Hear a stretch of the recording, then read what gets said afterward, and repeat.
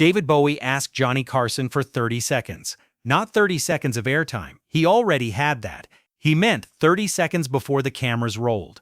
He was sitting in the guest chair, his coffee untouched, looking at Carson the way a man looks at another man when he's deciding whether to trust him with something real. Carson had been doing this for 21 years. He knew the difference between a guest who was nervous and a guest who was carrying something. He told the floor director to hold. "There's a woman in the lobby," Bowie said. "She came from Boston. Her name is Catherine. I don't know her last name. I've never actually met her." He looked up. "I wrote her a letter 2 years ago. I didn't know if she'd read it. She's here." Carson waited. "I'd like her to come in. After. Just for a moment. Into the green room. Is that something that—" Carson reached forward and pressed the intercom button himself. Something he had, in 21 years, never done without a producer's request. "Get her," he said. "Whatever her name is, get her." The floor director exchanged a look with the head camera operator. They would both say afterward that they had known, right then, before a single camera had rolled, that something was about to happen that wasn't in the rundown. They were not wrong. I often see comments from people who didn't realize they weren't subscribed. If you enjoy the channel, please take a second to check and make sure you are subscribed. It is free and it really helps us keep the show growing. Thank you for being part of this journey with us. To understand what happened that Tuesday night in November 1983, you have to go back 7 years. West Berlin, 1976. What you are about to hear is drawn from the details of a real life. David Bowie's documented struggles, his known history, his private silences, and imagines the moments that the evidence of that life always seemed to be pointing toward. The facts about Bowie are real. The facts about Johnny Carson are real. What passed between them lives in the space between what we know and what we can feel must have been true. Bowie arrived in Berlin carrying almost nothing, a sketchbook, a habit that had nearly killed him. He was 29 and had by every external measure everything. Ziggy Stardust, Aladdin Sane, The Thin White Duke, albums that had redefined what music could be, each one a different mask over a man the public thought they knew completely. What they didn't know was that behind the lightning bolt, he had spent 2 years in Los Angeles, barely sleeping, surviving on cocaine and paranoia. He moved to Berlin because it was the opposite of everything. No sunshine, no industry people who smiled at you while calculating your net worth. Just gray skies and Hansa Studios and a recording booth where you could work until 3 in the morning without anyone asking how you were doing. He shared an apartment with Iggy Pop on Hauptstrasse. They cooked their own meals. They took the U-Bahn like ordinary people. Nobody bothered them much. Invisibility, it turned out, was exactly what he needed. But recovery is not a clean, linear thing. Some mornings he woke up and felt almost like a person again. Other mornings the walls of the apartment were too close, and the silence was the wrong kind, and he would put on his coat and walk for hours without stopping, through streets that didn't know his name, past shop fronts and canal bridges, and the particular gray-green light of a northern European winter that pressed down on everything without apology. It was on one of those walks, the winter of 1977, during a break from the sessions that would become heroes, that he walked into a church hall on Potsdamer Strasse. He hadn't meant to, just moving through the cold with no destination. A hand-lettered sign outside mentioned support for families. He pushed the door open out of curiosity. Inside, 30 or so people sat in folding chairs in a loose circle. Fluorescent light, the smell of burnt coffee and old radiators. A woman at the front was speaking quietly, the way people speak when trying not to cry. She had a daughter, she said, 8 years old. The girl hadn't spoken in 4 months, not since her father had left. The doctors had different words for what was happening. The mother had only one word for it: afraid. Bowie sat down in an empty chair at the back. He didn't introduce himself. He stayed 2 hours. He came back the following week, and the week after that. He never spoke in the sessions. He just listened and sketched sometimes, quick pencil drawings of faces and hands, and the way the afternoon light came through the hall's narrow windows. The woman's name he learned gradually, the way you learn things when you pay quiet attention to the edges of a room. But for those first weeks she was simply the woman with the daughter who wouldn't speak, and something about her quiet, undramatic persistence in those folding chairs, week after week, undid him in a way that 2 years of critical acclaim had not managed to do. One evening the little girl, who sometimes sat beside her mother, drawing in a small notebook, looked up from her paper and across the circle directly at him. He looked back. She held up her drawing.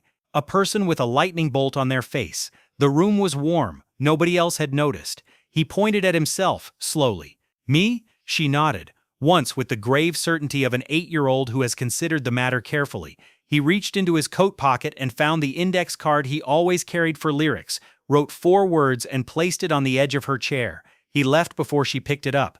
He walked home along the canal in the dark, hands in his pockets, and did not try to name what he was feeling because some things resist naming and it is better to simply carry them and keep walking. The card said, "I am afraid too." By November 1983, Bowie had built a different man on top of the one who sat in that church hall. The Serious Moonlight Tour, 106 dates, 5 continents, trim, polished, controlled, completely fine. By every public measure, the index card was in his jacket pocket. It had been there, in one jacket or another, for 6 years. His publicist Sandra met him in the NBC lobby at 4:15. Standard rundown. Pre-interview, 2 songs, brief tour chat. Carson would ask about Berlin. He always did. Keep it light. Bowie nodded. He was looking past her shoulder at the small sofa near the security desk, at the woman sitting there with her hands folded in her lap. "Has anyone?" He stopped. "Nothing. Let's go up." But he looked back once more before the elevator doors closed. The green room was small and beige. Bowie sat with his coffee and looked at the middle distance. His assistant Paul sat across the room and said nothing. He had learned that certain silences were not invitations. After 12 minutes, a production assistant knocked. "Mr. Bowie, there's a woman downstairs, since 2 o'clock. She says she received a letter from you 2 years ago, traveled from Boston." She looked up. "She's not asking for anything, she just wanted you to know she was here." Bowie set down his coffee cup, slowly. She gave her name as Catherine. On the monitor, a cooking segment ended in applause. Paul would say later he had never seen Bowie's face do what it did in the next 3 seconds. Not shock recognition. The look of a man who has been waiting for a piece of news so long he has half convinced himself it will never come.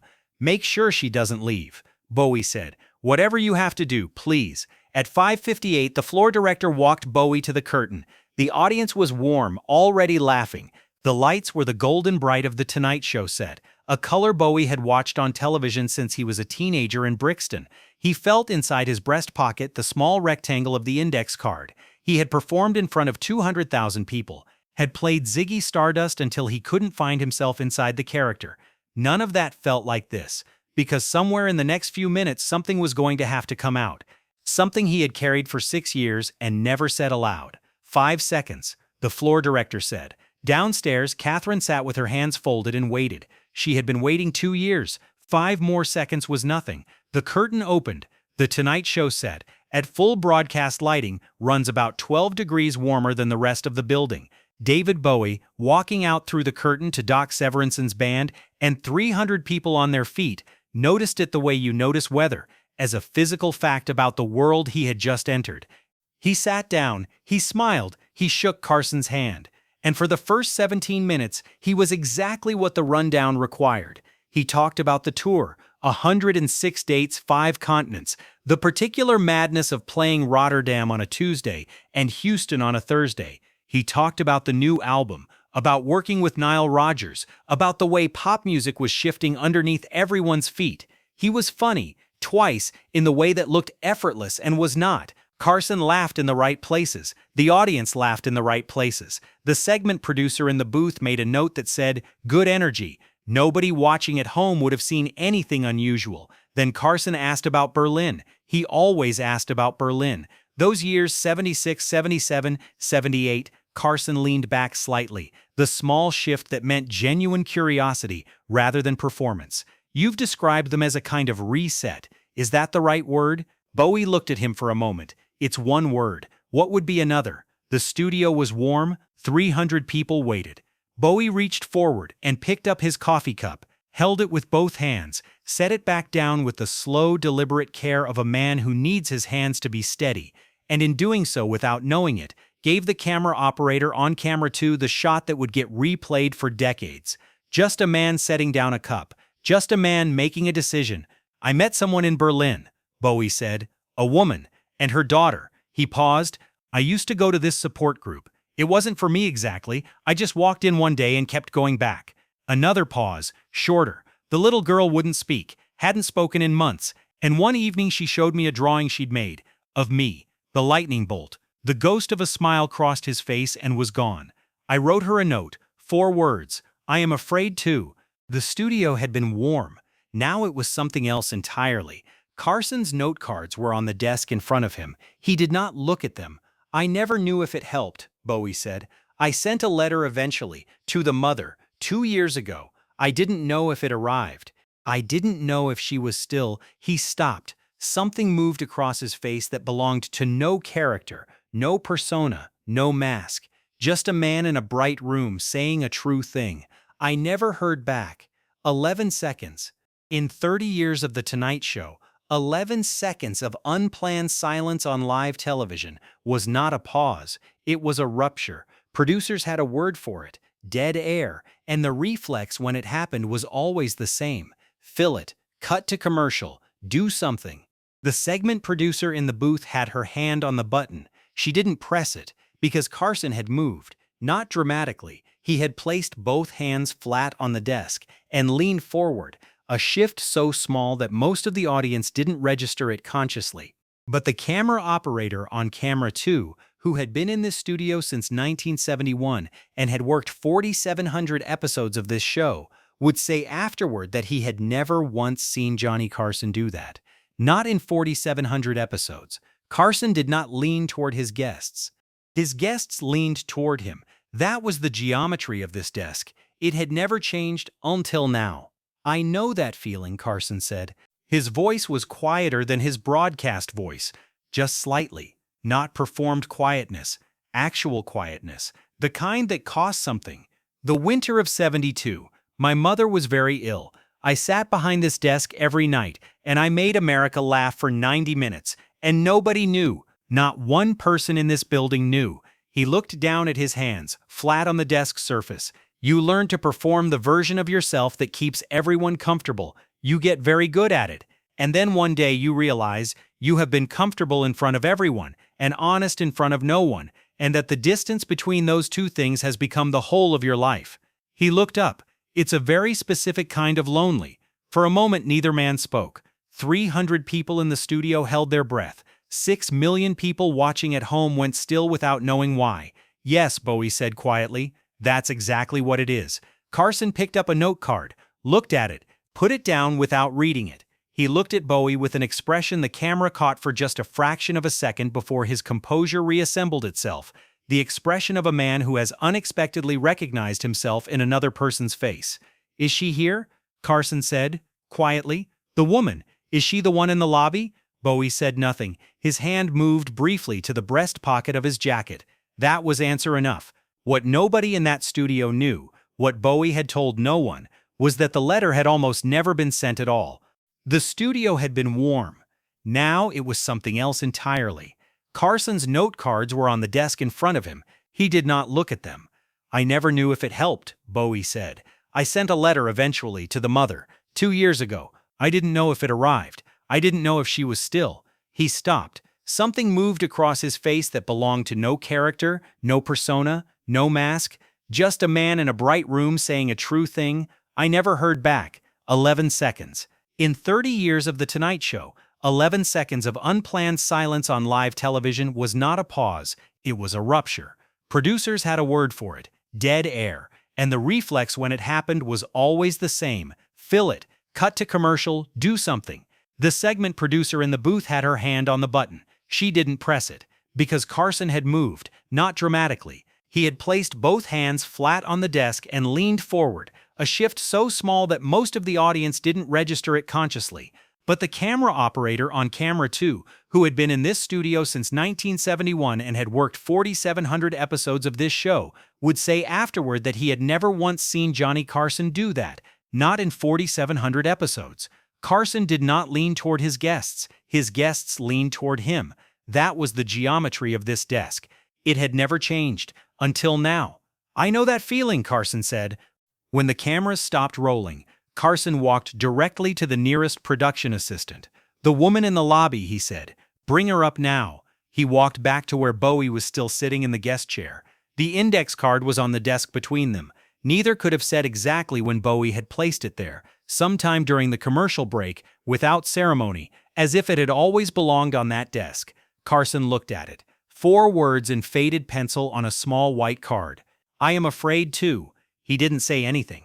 Neither did Bowie. 3 minutes later, the stage door opened. The woman who walked through it was 37 years old, wearing a dark coat, moving with the particular careful composure of someone who has been holding themselves together for a long time and is not quite ready to stop. She stopped when she saw Bowie. He stood up. For a moment they simply looked at each other, 2 strangers who were not quite strangers, connected by a folding chair in a church hall in Berlin, and a card that had traveled further than either of them had known. She reached into her bag and took out a folded piece of paper and held it toward him without speaking. It was a drawing, crayon on notebook paper, a person with a lightning bolt on their face. On the back, in a child's uneven handwriting, "I am not afraid anymore." Bowie took it with both hands. Carson, standing 6 feet away, looked at his shoes for a long moment. Then he turned and walked quietly toward the stage door, giving them the room. He had spent 30 years behind that desk. He knew, better than almost anyone alive, exactly when to leave. The NBC switchboard received 41 calls in the hour following the broadcast. By midnight, the number had crossed 600. By the following morning, letters were arriving in the mailroom, handwritten, on note paper, on torn notebook pages, from people who wanted to say simply that they had watched and felt less alone. A child psychiatrist in Philadelphia wrote to Carson's production office the following week. She had begun sharing a recording of the segment with the parents of selectively mute children, not as therapy, just as evidence that the feeling was survivable, that saying so out loud to another person, in a room full of strangers, was something a human being could actually do. She would share it, she said, for the next 11 years. A veteran support group in Ohio requested a copy through their local NBC affiliate. They didn't explain why. They didn't need to. Bowie kept the index card. He kept the drawing too, framed without glass, so the surface stayed touchable, the slightly uneven crayon lines, the letters of a girl who had spent 4 months without speaking and had found her way back through the quiet persistence of her mother, and 4 words a stranger had left on a chair. The words had traveled a long way to get back to him. Catherine and Bowie spoke for 20 minutes in the green room that night. Paul waited in the corridor. He never learned what was said. He would say only that when the door opened and Catherine came out, she was not crying. She was very calm, not the effortful calm of someone holding themselves together, but the other kind, the kind that comes after something has been completed. She thanked Paul briefly by name, which surprised him because he hadn't introduced himself. Then she walked to the elevator and was gone. Bowie stood in the doorway for a long moment. Then he went back into the green room, sat down on the beige sofa, and was quiet. Paul left him to it. Carson, on the other side of the building, sat in his office with the lights low and did not go to dinner as he usually did after a taping. His assistant found him there 40 minutes later, doing nothing in particular, just sitting. She didn't ask. She had worked for him long enough to know that some nights the show ended and something else began. Something that had nothing to do with ratings or rundowns or what came next. Some things, after they finally arrive, simply need a moment to settle. If this story moved you, subscribe right now. It's free and it keeps this channel alive. Share it with someone who has ever been afraid and kept going anyway. Drop a comment below. Tell me where in the world you're watching from. And tell me this, was there ever a moment when you were afraid and the right 4 words from the right person changed something? Because somewhere tonight, someone needs to know that fear and courage are not opposites. They are the same person in the same room deciding,